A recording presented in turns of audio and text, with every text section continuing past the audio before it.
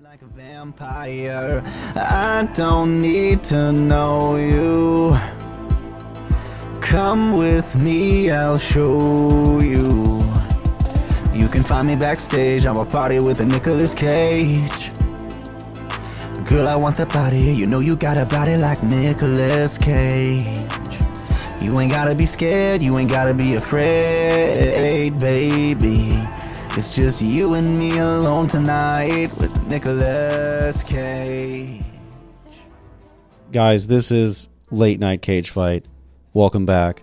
I'm Cage Fighter Reese. I'm here with Cage Fighter Steve and Cage Fighter Sean once again, and we're here to talk about one of the best films of all time, The Matchstick Men. I can't think of a better movie if you dumped me in a beehive, I guess a pot of honey, with what's the name of that, the Pooh Bear? Blood and Honey? Blood and Honey. You just got us demonetized in China. Sorry about that. There's nothing you could do right now to convince me that there's a better movie than Matchstick Men, directed by Alien director and Gladiator director Ridley Scott, and starring Sir Nicolas Cage himself. My life's completely changed. I don't know about you guys. How are you feeling? I feel like I can never go to an airport and look at it the same way again, personally. Oh, yeah. Those airport scenes were something else. I feel like all of us, we can relate to the Matchstick Men, because all of us kind of have a con artist inside of us. There's a little bit of that. Wouldn't you agree, Steve? Are you saying that we're con artists? I'm saying back in the day when you had the Red Dragon, that wonderful van, I mean, didn't you do some con artist shit once in a while? Yeah, I mean, I guess technically. Yeah. Okay. I used to go to these places and I would do things for them, and then they would give me money at the end of the days, and I was really ripping them off because, like, I think that's just a job. Shit. Oh yeah. Right. Well, let's just say Nicolas Cage plays a character who has a very unique job in Matchstick Men, and it was just so epic to see, and we're going to talk about it. What's that? He works in antiques. He works in antiques. And antiquing is serious business. And I don't want anyone out there to make fun of it. So don't you dare. Cover yourself in flour, right? What? Antiquing?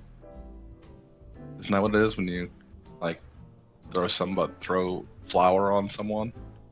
It's not antiquing? No. It's when you collect really old things. Yeah, that's what I said. Oh. Hey, we've been watching Nic Cage movies for years now. We have over 50 episodes and a lot of downloads that we're proud of. And we are trying to review every Nic Cage movie ever made. Thanks for listening. As I've said many times already, we watched Matchstick Men. We're going to talk about it. But first, guys, let's get into some Nic Cage news.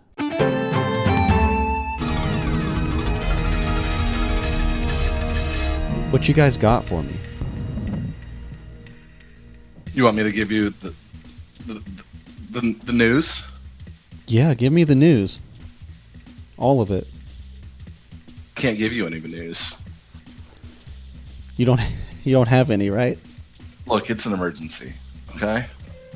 I don't have fucking time for the news right now. I don't trust the mainstream media unless. Have you ever been dragged to the sidewalk and beaten till you pissed blood? That's what happens if you go to Portland. I haven't.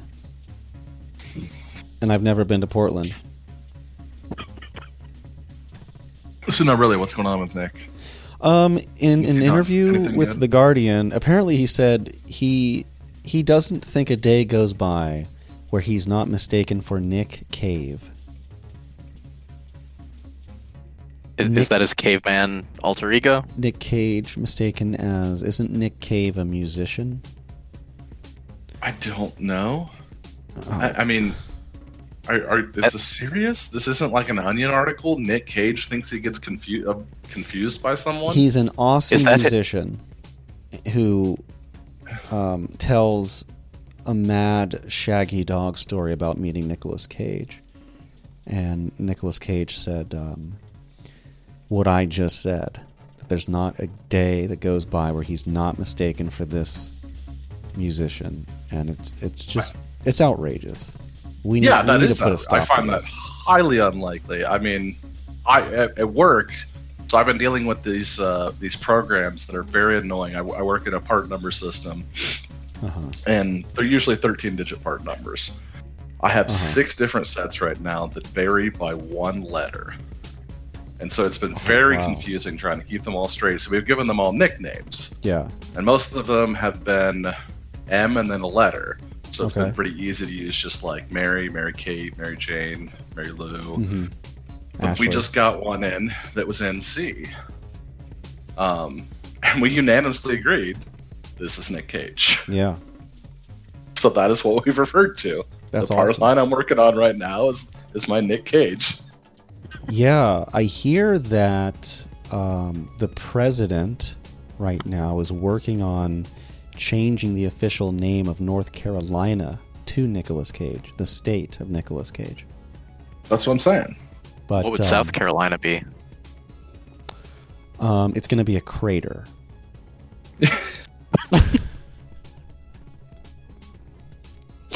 Nic Cage I says, thought you were going to say that that Nicolas Cage was his character in The Croods. "Good one. That's a fantastic joke. Write that one down." You know, in the same interview, they asked him, which performance took you the furthest out of your comfort zone? And Starting test. He said, I think it was 8mm because I had to... I can't even finish it. I'm not sorry. I can't even finish it.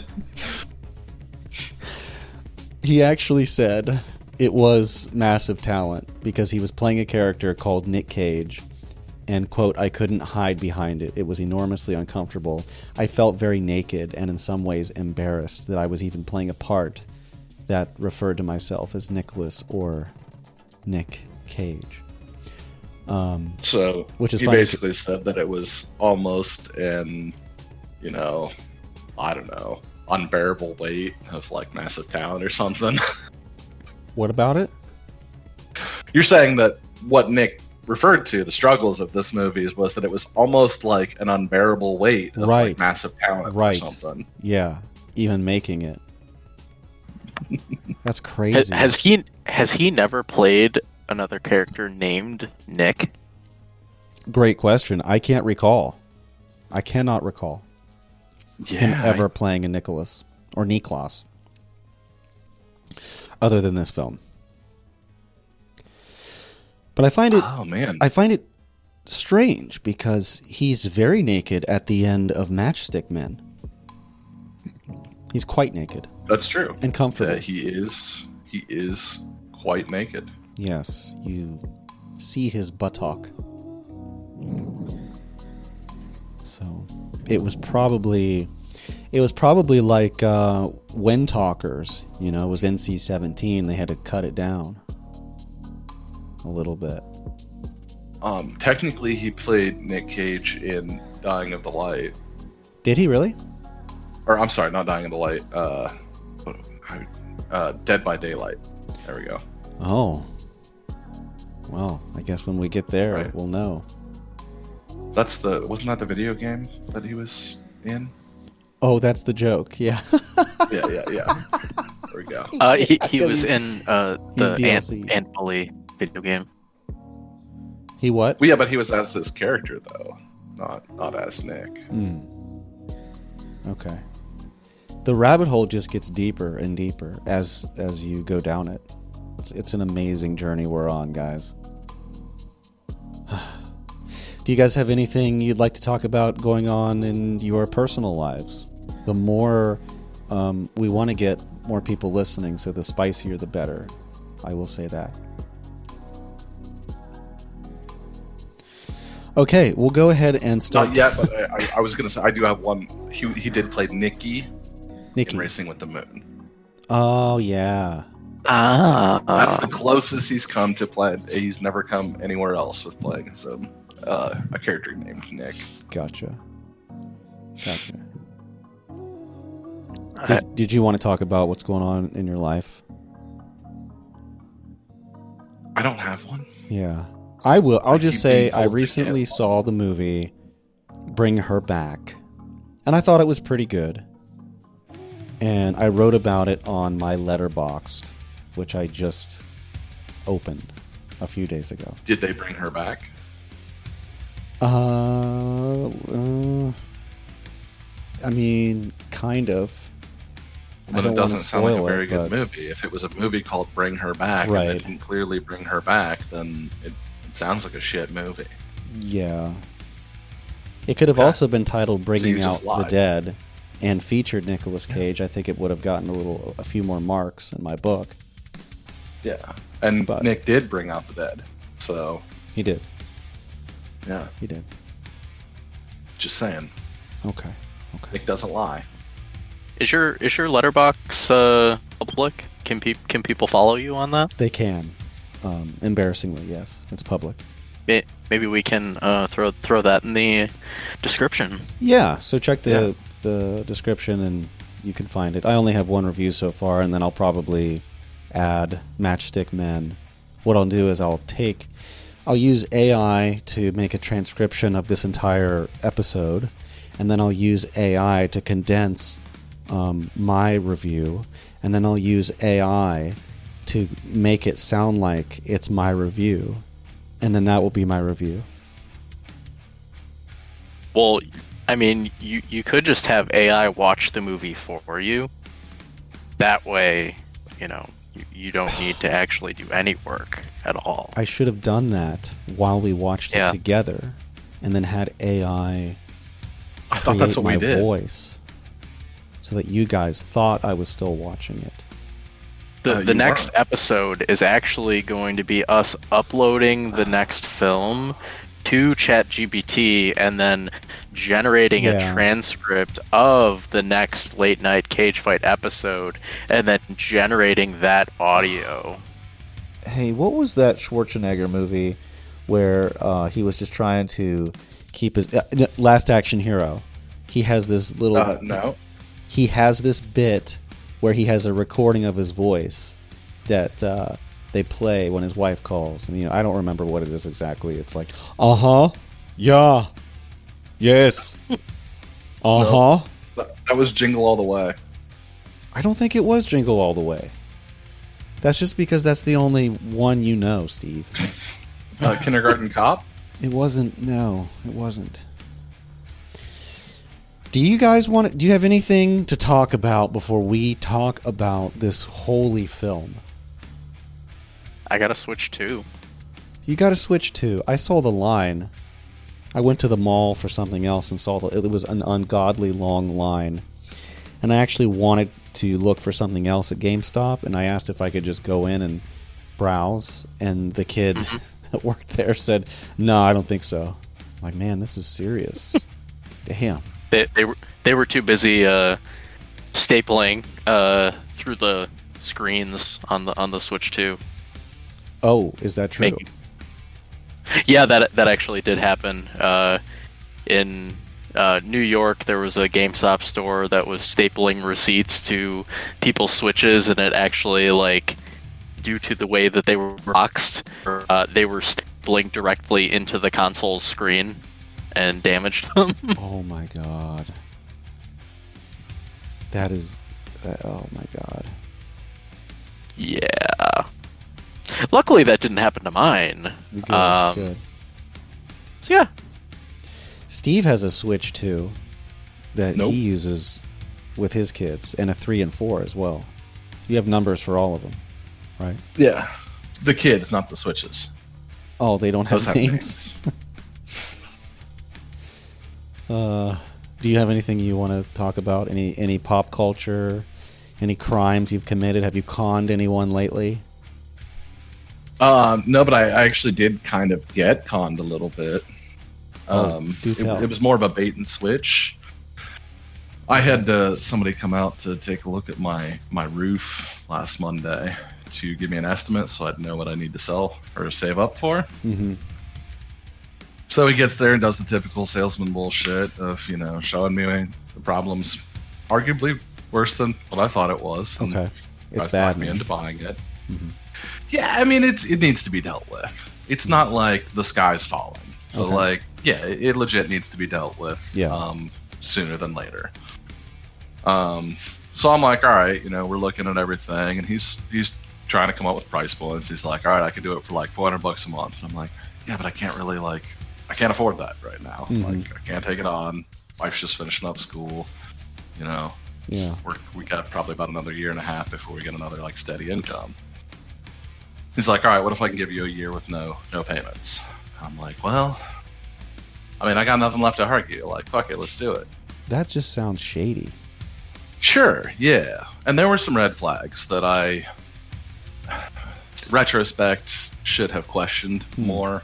Just typical salesman kind of bullshit where, like, all of the deals we're talking about are him writing out on a sheet of paper. However, like, the system, they're like, when we go to sign everything, it's all on a fucking tablet. So, like, he's showing me the paper and I'm not seeing the tablet.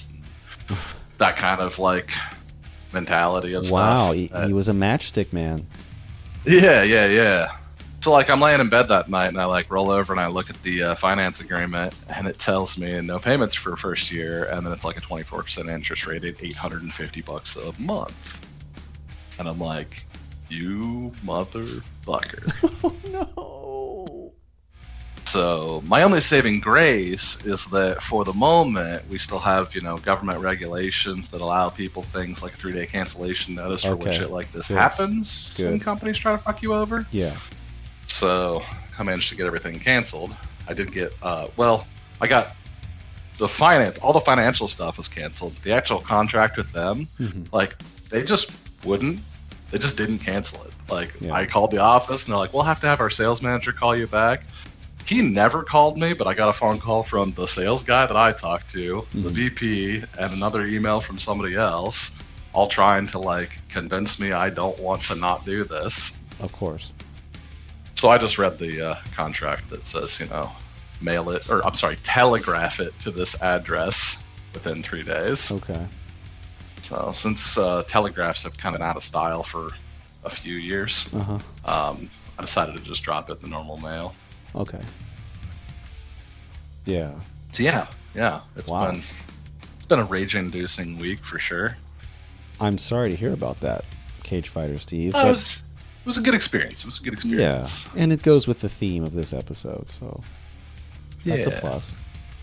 And I've realized that unfortunately, that is a very common element as I was venting about it to work and listening to, you know, people's kids that are getting screwed into another year of lease on like their college apartments because you have to cancel it 6 months before you leave or it Yeah. auto renews. And you Stupid have to shit. question, why do people have to be like this? Why you Right. gotta be like this? And it's funny Yeah. because that's the same thought I had watching the movie. Like, why? For guys? sure. All right. Well, I guess it's time for us to dive headfirst into 2003 black comedy crime film Matchstick Men. But of course, before we really start talking about this film, it's time for The Nic List. I want to preface this by saying there are spoilers in this Nic List. So, if you haven't watched Matchstick Men, what is wrong with you? Why not? And I'm sorry. I'm going to spoil it. Nicolas Cage is Roy Waller, a con artist with crippling OCD, a twitchy face, and a moral compass that only works when it's convenient. He's got rules, of course, no violence, no big cons, and definitely no working with kids. That is until he meets Angela, his long-lost 14-year-old daughter, who immediately starts saying things like, "Oh, you're cute for an old guy." And we're all forced to ask ourselves, Why is there weird sexual tension in this father-daughter reunion? Nic Cage, as Roy, watches his world of pills, vacuum lines, and scams with his slick dirtbag partner Frank change. Frank, by the way, has 2 speeds: conning retirees and practicing dance moves that scream low-budget Vegas Elvis, which I'm sure Nic Cage appreciated. Together, they run fake sweepstakes scams and argue about morality between grifts. Of course, that all changes once Angela enters the picture. Nic Cage meets Angela, his maybe daughter, who quickly becomes his protege and crime buddy. Forget piano lessons. Roy takes her to a laundromat to scam a sweet woman with a fake lottery ticket. Daddy Cage is so proud. When Nic Cage, as Roy, runs out of his medication, he has a full-blown cage out at the pharmacy. He cuts in line, twitches like he's electrocuted, and delivers the epic line that Steve just delivered. Hey! Have you ever been dragged to the sidewalk and beaten till you pissed blood? I gotta say it loud enough so my grandparents upstairs hear it. Yeah. Make sure you let them know. Yeah. Later, they go full Oceans 11 through 25 or whatever and scam a man at the airport out of a suitcase full of cash. It's a father-daughter bonding experience with fraud and mild to moderate danger. But when the scammed guy realizes he's been played, he chases them through the parking garage like a madman, and hijinks ensue. With the angry mark on their tail, Roy has no time for coin-counting niceties. He grabs the woman's arm and basically yeets their way to freedom, adding assault to the day's list of crimes. Nicolas Cage, as Roy, watches the con catch up with him and his daughter. You see the man they scammed at the airport tracks. You see the man they scammed at the airport tracks Roy down thanks to Angela's criminal record. Because, surprise, she's not really his daughter. But before anyone can unpack the family trauma, she shoots the guy. And Roy covers for her, hiding the gun and spiraling into a new level of dad despair. And then the big twist, everyone. It was all a con. Frank, Angela, the therapist, probably the dog he kept the money in. Everyone was in on it. Roy wakes up in a fake-ass hospital room, realizes he's been robbed of everything, and runs out bare-ass naked into the street. It's like the opening of 28 Days Later.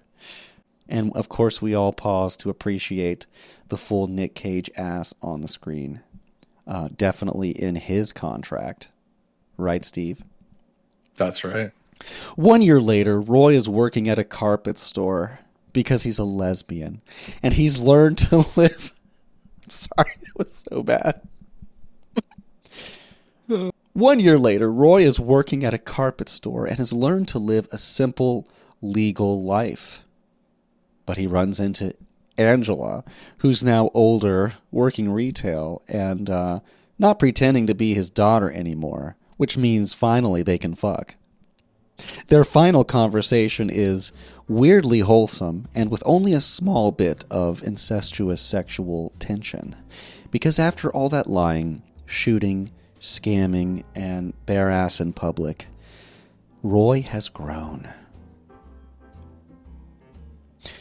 Yes, Matchstick Men. Guys, tell me what you thought of the Matchstick Men. I don't know, man. You don't know? Yeah, it was there were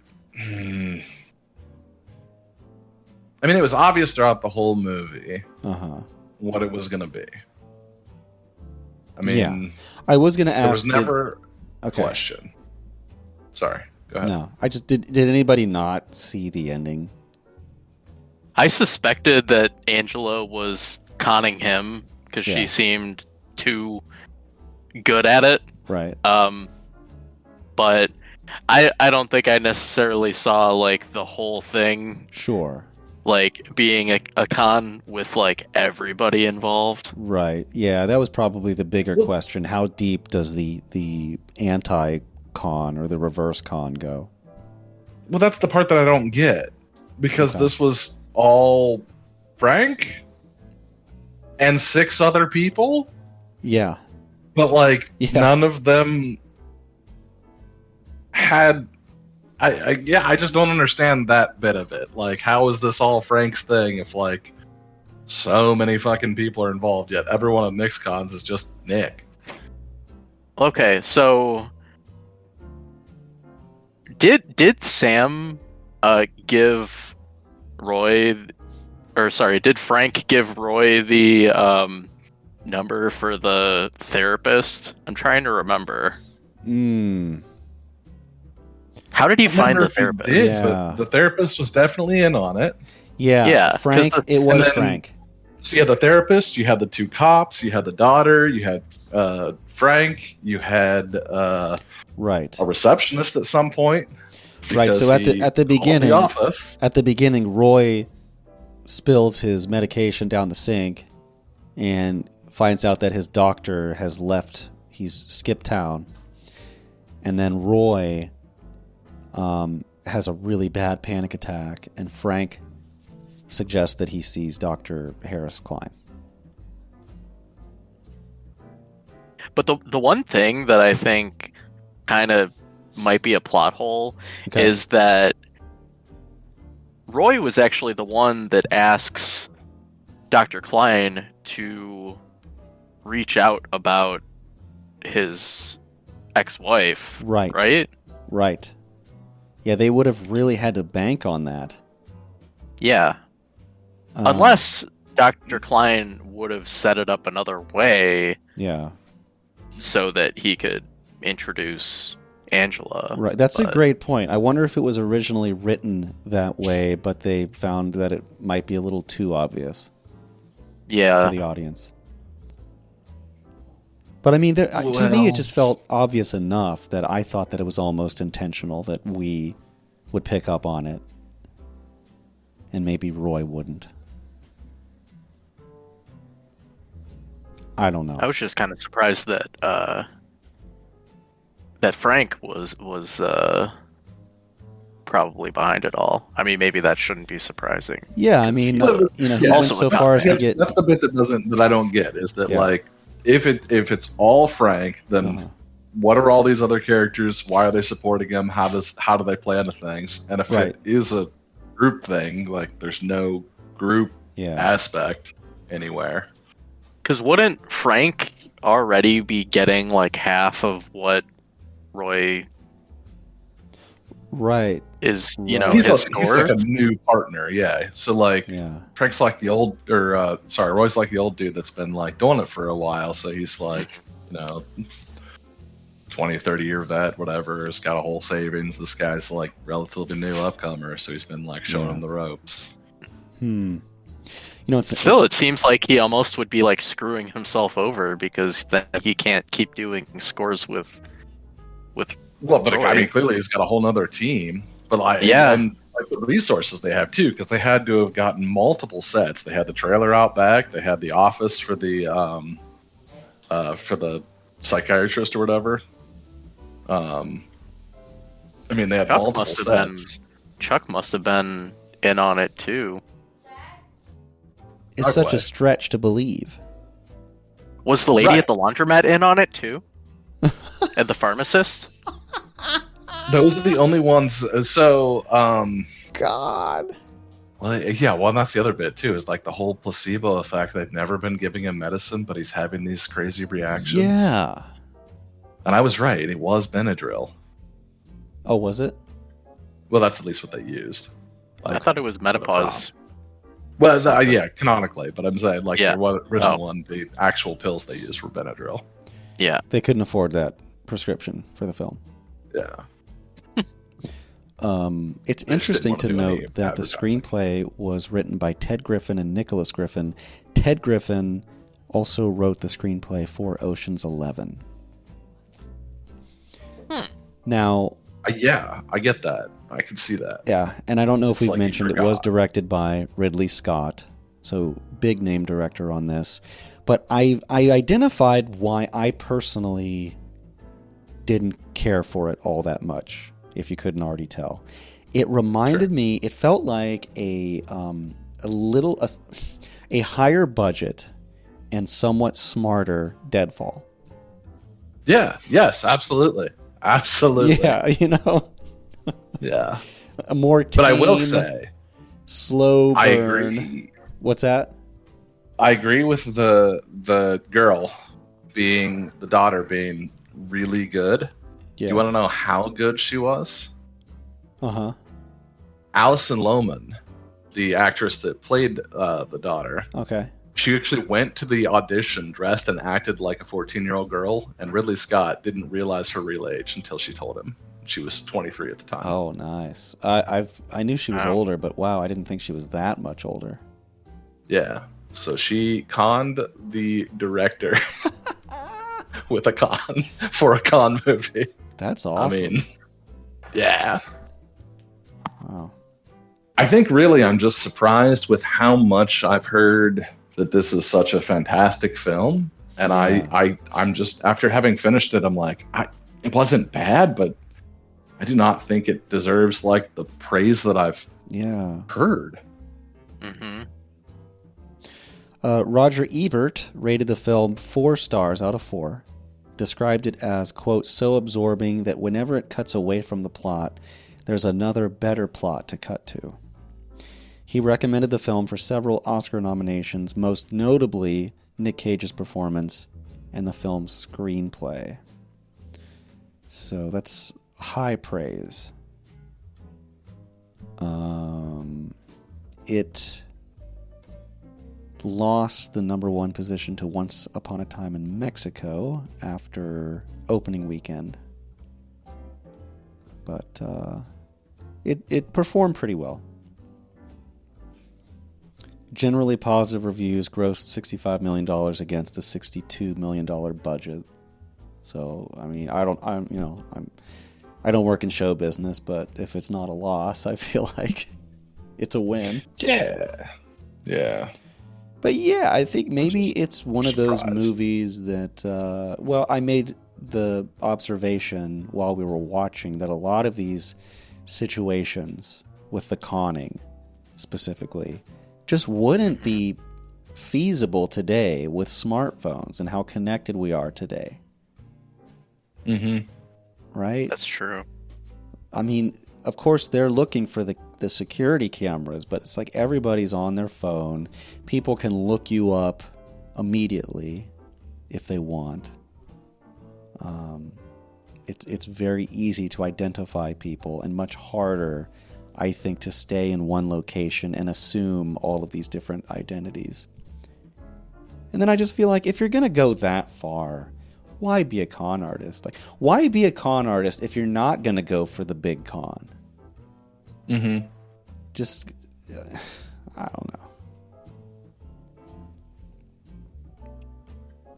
But that's just yeah, and me. I think that's weird how they described all of that as being like he's an honorable con artist, and it's so against his morals that it's causing OCD and Tourette's? Right. Question mark? Yeah, I thought that was kind of oddly explained. I mean, they kind of go into it, but I feel like it was somewhat inconsistent. Yeah. Right. My other minor complaint is I felt the pacing of the movie was pretty slow. And I literally did fall asleep near the end and had to rewatch it. But I don't think that was completely the fault of the film. I also laid down But I just felt like a lot of Well, these and you're scenes, jet lagged. they were just long scenes, man. I really liked Sam Rockwell. I liked his character, and I liked how he approached that character. I was a bit disappointed to see that it was that much of a like cliched ending where, you know, he betrayed Roy. But I don't know. I think he was my favorite character. So his character Frank Mercer was named for Frank Sinatra and Johnny Mercer. Okay. Roy actually regularly plays records by both of them throughout the movie. Yeah, here's another just really petty criticism of the movie. Music by Hans Zimmer. I'm thinking, Hans, all you did was put Frank Sinatra songs in the movie. That's it. Like, what did you do? I think there were a couple moments that like the score stood out to me, especially early on in the film. I just wanted, in like the opening. You know, when they did that, the airport con, I wanted it to be the Interstellar docking theme, right there. That would have been amazing.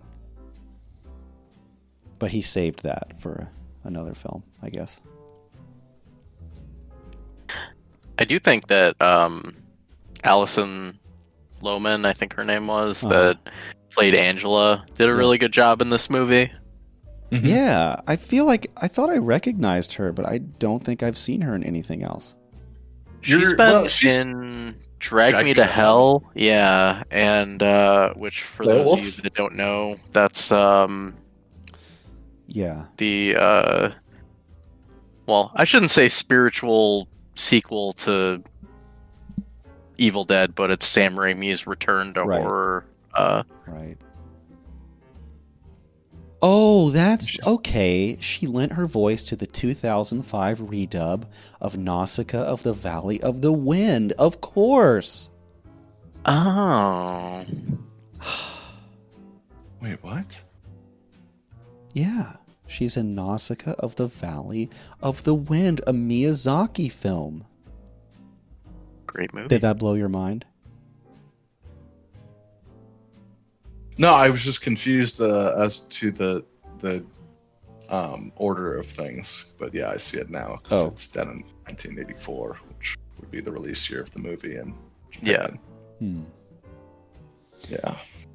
She's also married with 3 children, and I wonder how many of them are con artists. Well, I mean, look at her.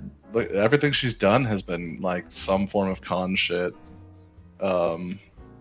Where the Truth Lies, Big Fish. Okay. I don't remember if White Oleander was con or not. Yeah, she's done a lot of shit like that. Yeah. And then she was probably at Comic-Con for Nausicaa. So, a lot of con shit. Yeah. I did really like the movie. Yeah. I might, like it a bit more than you both, but I found it to be pretty enjoyable. I said at the beginning, I think it's a masterpiece. Why are you attacking me? Jeez. You're like 3 out of 10, perfect score. Okay, well, let's give our reviews then. Let's give our scores. You're already on it, so let's hear it. It better be a 10 out of 10, Sean. Yeah, it fucking better be. It better be. I think I'd actually give it like a 7.5. Okay. I thought it was well acted. It has a good cast. I agree. Some good early 2000s crime drama vibes, and there may be some potential plot holes, but overall, I mean, I think it's a pretty light and enjoyable movie with some good Cage outs. And I think Nic, he really excels in this type of character. Yeah. The sleazy con man really kind of suits some of the roles that I enjoy the most out of him. I always hate when he plays the the good boy cop or whatever. Like I like more when he's gets down and flawed. dirty in his roles. Right. Sorry, before we lock in our scores, I have one more piece of trivia on this movie. Let's hear it, Steve. Originally, the studio did not want to have Nick get conned at the end of the movie, because they didn't want the hero to lose, which was the original screenplay, and I believe the original novel as well, which this was, I think, based on. But they finally ended up winning and let it happen. But the studio added the 1 year later bit to try to make the viewers feel better. And that's probably why we got the resolution at the end. Right. Yeah. So that was all just feel goods because Nick got conned. But that's not how the original script ended. The original script ended at Nick getting conned and screwed over and everyone running off with the money. That whole 1 year later thing is total studio executives. Interesting. I think I might have liked the original idea if it was executed. Too. It was bad, but the 1 year later made it worse for me. I see. They just really wanted Nick to get with Angela. Yeah. They wanted us to question that one last time. What are you gonna do? Ground me? Dad? Give me a spanking. Sorry. Oh boy. Too far. So what did you think, Steve? What would you rate it? I mean, I can't do this much shit talking and then not back it up, so... Yeah. 1 out of 10. No, it's not that bad. I mean, I'm trying to look back at like some of the other movies we've watched and see where I sit. I mean, it was better than Windtalkers. Yeah. Oh God, what did I score that? It can't be lower than that. Exactly. Yeah, that's where I'm at. Yeah, I would probably put this at a 4. It's about the same level as like Bring Out the Dead for me. Wow. Yeah. You know, it's interesting too because that movie was a Scorsese film, and this one is a Ridley Scott film. So it's like the movies with the, I think, more iconic directors. You hate. Yeah. It's just interesting. I don't. Too mainstream. Yeah. It's too he's a formulated, hipster. maybe? I don't know. I mean, like I said, it was really early in the movie, and like everything that's going to happen was just pretty obvious. And so it was really just like, right. How are they going to do it, and how many people are involved, and then get into the end and being like, oh, it was everybody. You're like, yeah, okay, that's fair. How did you feel about Nic Cage's role specifically? His performance. He was great. Like I loved some of the lines. I loved the way that he did things, but then it's just the rationale behind all of it being done, and like knowing how much of a method actor Nic Cage is. Yeah. To be a person that is faking medical conditions, but like performing them well enough that they seem realistic. I don't know. It just. Yeah, I think he was too good at what he was told to do, and not enough at the honesty of the character. Okay. All right, I'm just going to give it a simple 6 out of 10.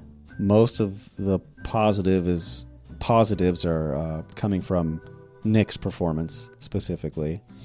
I thought he was great in this role. I agree with you, Sean.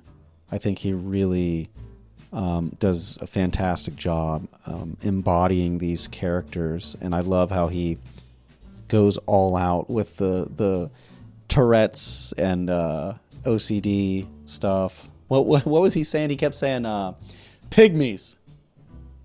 I want to know why that was his word. Pygmies. That was funny. Yeah, I would love to see some of Nick's like method acting tactics for this film. I didn't see anything in particular online, but I'm sure Right. that he did some stuff to prepare for this role. Yeah, all his ticks, and there were some solid, what I would agree, are Cage outs in this one. It's just not really my flavor of movie, I guess. I think this was really riding the Ocean's 11 hype train. You know, at that time there were heist and con artist films, and this was the natural progression from that. Obviously, same writer, but it was a somewhat predictable story. I'm not sure about all of these these other plots that Roger Ebert wrote about. That, you know, if you look at one over here, it's just as amazing as the one over here. I just didn't sense much of that. But from a filmmaking perspective, it's well shot, great cinematography, great blocking, looks good. I think the look of it holds up really well over time. But I didn't care for the plot, any of them, the tertiary, the primary. It was fine. I shouldn't say I didn't care for it. I was just like, okay, that's cool. I enjoy watching Nick on screen, but I really want to see where this is going, because it's obvious to me that he is a victim of his own con somehow. And I felt like the payoff just wasn't enough for me, but it worked. Yes, I think there are some plot holes as well. Definitely better than Wind Talkers. If I had to watch it again, I would pick Matchstick Men over that. So I'm pretty sure that's why I think 6 out of 10 is safe. There's no way I gave Wind Talkers 6 out of 10, right?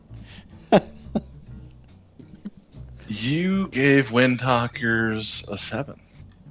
Did I? Wait, no, sorry. It was Sean that gave Wind Talkers a 6. You were a 4. Okay. Man, I wonder if his partner being named Frank was reference to Frank Sinatra being in the first, or in the original Ocean's 11. Yes. Frank's character was named after Frank Sinatra and, let's say, Mercer. What was the Mercer part? Frank Mercer. That's his last name. Oh, you're saying Mercer comes from Johnny Mercer. Johnny Mercer. Oh, okay. Yeah, and they were playing Frank Sinatra records and Johnny Mercer records throughout the movie. It's probably the same with Nick's character too, Roy Waller. Roy Waller. I don't know, Orbison. Who's that country artist today? Waller. Yeah, it's probably him. Makes sense. Yeah. I have no idea what I'm talking about. But thank you, Warner Brothers, for this amazing film. That's all I have to say about Matchstick Men. I mean, seriously, if you want to learn to be a con artist, if you want to watch a much more lighthearted Leon the Professional, you know, where the little girl learns the ropes about becoming a criminal, check out Matchstick at the same Men. time, too, right? That was even earlier, actually. What's that? Leon the Professional. That was like a decade earlier. Oh yeah, right? It's older. Yeah. Sorry. No, that's okay. I was just wondering, because you know how Leon the Professional has an unedited version with some uncomfortable scenes. I wonder if that's the same with Matchstick Men. There's like a international version out there somewhere that they only released in France. We're gonna go to the airport. I'm pretty sure that technically Matchstick Men is going to be illegal in Texas soon. Probably. Yeah. Don't go to prison in Texas for this movie, guys. Yeah. Not worth it. No. So once you watch it, just destroy that hard drive or DVD or whatever. Good thinking. I'm looking at the theatrical release poster. I really hate how there is a kind of a focus on the girl's skateboard. Like, she uses a skateboard for one scene? Yeah. And it has a cool design on it, but I don't know. See, I'm very petty today for some reason. It's supposed to show that she's cool and rebellious. That's it. Yeah. Yeah. Like, I get kind of Terminator all vibes from skateboarders it. are con artists. Okay. All right. Whatever. Matchstick Men, we watched it. We scored it. It's done. Thank you. What's next? I gotta know. I think we have a next pretty big one next. Yeah. Oh boy. It's kind of a national treasure of a movie. Oh boy. I've been waiting for this for half my life. Yeah. We're gonna watch. And that's going to be the last one of our season, right? It is. Wow. right. Yeah, this will be the last movie that we review for season 4 of Late Night Cage Fight. So this is a big deal. Maybe we'll do something special. Maybe not. At the very least, we're going to watch it. We're going to review it, and we're going to talk about what comes next. But yeah, you're definitely going to want to listen to our review of National Treasure next. Steve and Sean. Just National Treasure.